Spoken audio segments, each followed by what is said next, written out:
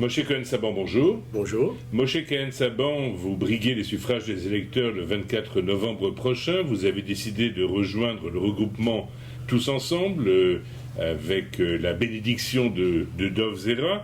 Alors, en quelques mots, pour commencer, pour les quelques rares auditeurs qui ne vous connaîtraient pas, qui êtes-vous? Eh bien, j'ai un long parcours communautaire. Dans ma jeunesse, j'ai été membre du Bnei Akiva, puis après, un peu plus âgé, j'ai été professeur au Talmud Torah, donc c'est un domaine que je connais bien. Et puis plus tard, j'ai été membre de la commission administrative de la grande communauté de Sarcelles quand elle était à son apogée, puis je suis devenu secrétaire général, puis le président. Et puis en 2001, quand il y a eu la deuxième intifada, avec des amis, nous avons créé le Conseil des communautés juives du Val d'Oise, dont j'étais le président. Et puis, bien plus tard, voyant la nécessité de faire participer un peu plus les membres de la communauté au débat communautaire, j'ai créé un site internet qui s'appelle J-Forum. Ça démontre mon engagement dans la communauté. Ce site, à présent, marche très bien. On a à peu près 300 000 connexions par mois, à peu près 10 000 internautes qui viennent sur notre site tous les jours, à la fois pour s'informer et pour débattre. Et moi, je suis assez respectueux des avis des uns et des autres, et c'est pour ça que l'on a créé ce site J-Forum. Et j'aimerais que ce débat démocratique se poursuive et s'amplifie à l'intérieur de la communauté, et que les gens s'intéressent et s'approprient les problèmes communautaires. Moshe Cohen-Saban, vous êtes réputé pour ne pas avoir une langue de bois. Vous avez critiqué beaucoup de monde dans ces élections au consistoire, et néanmoins, vous avez décidé de rejoindre le regroupement Tous Ensemble. Là, pourquoi ce choix? Ce choix, pourquoi? Parce que j'ai été plusieurs fois candidat, je dirais indépendant.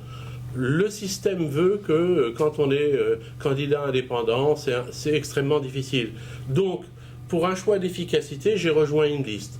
Et pourquoi j'ai fait le choix de Dov Zera? Parce qu'il m'a semblé qu'à l'intérieur de cette équipe, il y avait de fortes potentialités et qu'il y avait des synergies possibles parce qu'il y avait des gens de grande qualité à l'intérieur de cette liste. Et je dirais que je voulais donner une chance à Dov Zera de faire ce qu'il n'a pas pu faire en 4 mois d'une présidence qu'il a dû abandonner. Ceci étant, vous dites à juste titre que j'ai été souvent critique. Mais je ne suis pas que critique, je viens avec des propositions. Et mes propositions se font sur la base d'analyses structurelles de l'institution. Regardez, nous avons par exemple des gens qui ont été élus pendant 8 ans, qui viennent au jour d'aujourd'hui se représenter. Leur candidature est invalidée. Pourquoi? Parce que tout simplement, ils ne s'étaient pas acquittés de leur adhésion au sein de l'institution. C'est assez inimaginable que des gens qui sont élus ne puissent pas s'acquitter de leur adhésion. Ça veut dire quoi? Ça veut dire qu'à l'intérieur des gens qui ont été élus, un bon nombre, une fois élus, se désintéressent plus ou moins de leur mandat. Donc, partant de cette analyse-là, je dis la chose suivante. Si on veut briguer un mandat, il faut avoir une véritable fonction. D'où l'idée de dire, créons des circonscriptions, créons 13 circonscriptions, c'est-à-dire il y en a 7 de banlieue, 5 à l'intérieur de Paris et une, je dirais, représentant les adhérents du consistoire qui n'habitent pas l'Île-de-France, et que, en créant des circonscriptions, on met 2 délégués du consistoire par circonscription, et ces délégués ont en charge ces circonscriptions, et ils seront tenus de travailler et non pas d'être simplement élus, de participer ou non au conseil d'administration, parce que ça me paraît un peu trop facile. Être élu uniquement pour permettre l'élection d'un président et puis se retirer, franchement, ce n'est pas participer à l'efficacité du travail consistorial. Et je dis que cette proposition, qui est une proposition forte d'idée de circonscription, obligera d'une part les délégués consistoriaux dans les départements ou dans leur circonscription de travailler, et qui plus est de servir d'interface entre la circonscription et le conseil d'administration, ce qui me paraît être quelque chose de rationnel. Et puis, il y a d'autres effets connexes de ce système. C'est-à-dire qu'au jour d'aujourd'hui, nous envoyons, un candidat va envoyer 30 000 ou 32 000 professions de foi. Bon, c'est des dépenses liées au système de la campagne électorale qui sont pour beaucoup insupportables et très difficiles, ce qui minore l'effet démocratique du système. Donc, si demain on doit s'adresser qu'à une circonscription, ça veut dire 2000 ou 3000 votants, ça rend la démocratie beaucoup plus proche et beaucoup plus efficace. Ça, c'est une proposition forte. La deuxième proposition forte que je fais est la suivante. Vous savez très bien, regardez, je me prête au système de la campagne électorale.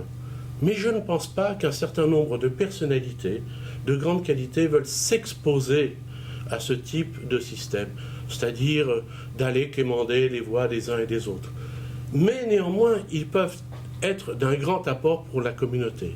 Et je pense que pour ces personnalités-là, il faut créer un système qui leur permette d'influer sur l'institution. La deuxième proposition forte que je fais, c'est la création d'un comité d'éthique et de vigilance. Alors, sur quelle base? Sur une base simple. Nous avons de très gros donateurs. Ces gros donateurs, qui aimeraient savoir comment est géré les dons qu'ils font, pourraient très bien se retrouver 4 ou 5 à l'intérieur d'un comité de vigilance. À l'intérieur de ce comité de vigilance, on pourrait y adjoindre 2 anciens présidents qui ne sont plus en fonction parce qu'ils connaissent l'institution et le fonctionnement. On peut y ajouter 2 grands rabbins hors cadre pour veiller à la vigilance, je dirais, morale et éthique de ce comité.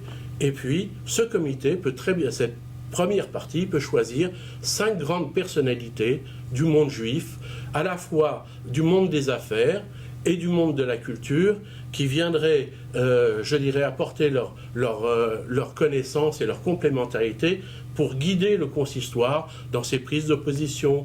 Et ce comité de vigilance aurait plusieurs fonctions, celle de la Cour des comptes, à cette échelle-là, celle d'un Sénat, c'est-à-dire des sages qui soient capables de réfléchir, et puis aussi celle d'un mini-conseil constitutionnel qui veillerait à la bonne application des règles à l'intérieur du consistoire. Et ça permettrait de ramener à l'intérieur de l'institution des compétences qui ne veulent pas s'exposer dans le cadre d'une campagne électorale, ce qui peut bien se comprendre. Moi, voilà. Cohen Saban, on vous écouterait des heures. Oui. Le temps qui nous est imparti est venu à sa fin. Et donc, je rappelle à nos auditeurs que vous briguez les suffrages des électeurs le 24 novembre prochain dans le cadre du regroupement Tous Ensemble avec la bénédiction de Dov Zera. Oui. Merci, Moshe Cohen Saban. Celle de Dieu aussi. Bah, évidemment. Merci, à bientôt. Merci.